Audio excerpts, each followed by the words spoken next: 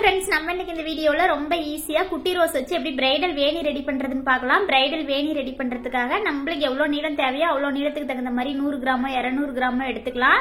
Normal size ஊசி எடுத்துக்கங்க. ஊசியில வந்து பூ கட்டுற நூலை ரெட்டையா போட்டுக்கங்க. ரெட்டையா போட்டு நூலோட கடைசி பக்கமா இந்த மாதிரி பாருங்க ரோஸோட காம்பியை வச்சு இந்த மாதிரி கீழ் பக்கமா ஒரு சுத்தி பூ கட்டுற மெத்தட்ல கட்ட தெரிஞ்சா இந்த மாதிரி ஒரு நாட் போட்டுக்கங்க. அப்படி இல்லைன்னா சாதாரணமா கீழ் பக்கமா ஒரு சுத்தி கயிறு முடி போடுற மாதிரி 2 முடி நல்லா ஸ்ட்ராங்கா போட்டுக்கங்க.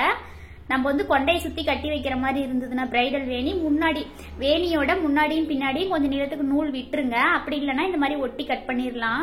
நம்ம யூ பின்னோ இல்ல சேஃப்டி பின்னோ போட்டு வைக்கிற மாதிரி இருந்ததுன்னா நூலை வந்து ஒட்டி கட் பண்ணிடலாம். அவ்வளவுதான். இந்த மாதிரி கட் பண்ணிட்டு ரோஸ் காம்பு பாருங்க, இந்த மாதிரி காம்பை நல்லா ஒட்டி கட் பண்ணிக்கலாம் பாருங்க. இந்த மாதிரி காம்பை நல்லா ஒட்டி கட் பண்ணும்போது தான் கோர்க்கும் போது நல்லா ஈஸியா இருக்கும். அவ்வளவுதான். அந்த மாதிரி ஒட்டி கட் பண்ணிட்டு கீழ் பக்கமா பார்த்த மாதிரி கோர்த்துக்கங்க.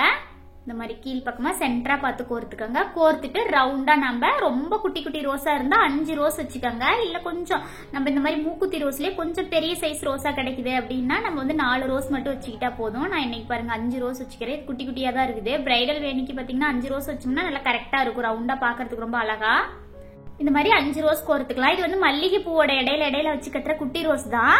ரொம்ப ஈஸியா பூ மார்க்கெட்ல எல்லா சின்ன சின்ன பூ கடையில கூட கிடைக்கும். நம்மளுக்கு பிரைடல் வேணிக்கா இருந்தாலும் சரி, சாதாரண ஒரு ஃபங்க்ஷனுக்கு போற மாதிரி இருந்தாலும் இந்த மாதிரி நம்ம ரெடி பண்ணி வச்சுக்கும் போது ரொம்ப அழகா இருக்கும்.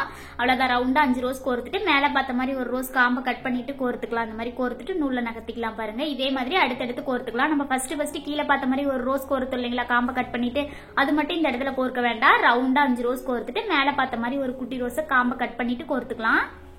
இந்த மாதிரி பாருங்க ரவுண்டா 5 ரோஸ் கோர்த்துக்கலாம். எங்கேயும் கேப் இல்லாம கோர்க்கும் போது தான் பாக்குறதுக்கு ரொம்ப அழகா இருக்கும். அந்த சின்ன கேப்ல கூட இந்த மாதிரி ரோஸை நம்ம கோர்த்து நகர்த்திக்கலாம் பாருங்க. நகர்த்திட்டு இந்த மாதிரி காம்பை கட் பண்ணிட்டு மேல பார்த்த மாதிரி ஒரு ரோஸை கோர்த்துக்கலாம். கோர்த்துட்டு நூல்ல நகர்த்திக்கலாம் பாருங்க. அவ்வளவுதான். இதே மாதிரியே நம்மளுக்கு எவ்வளவு நீளம் வேணுமோ அவ்வளவு நீளத்துக்கு கோர்த்துக்கலாம். இடையில நம்ம குண்டு மல்லி பூ கோர்க்கறதுனாலும் கோர்த்துக்கலாம். அதுவும் பாக்குறதுக்கு ரொம்ப அழகா இருக்கும்.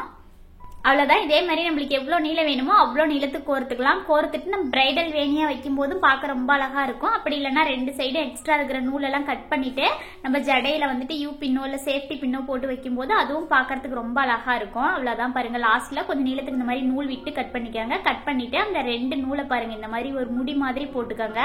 போட்டுட்டு முடி ஃபுல்லா போட வேண்டாம். பாதி அளவுலயே நிறுத்திட்டு அந்த ஹோல்ஸுக்குள்ள ஒரு ரோஸ் காம்பு வச்சு இந்த மாதிரி நல்லா இறுக்கமா முடி போட்டுக்கோங்க.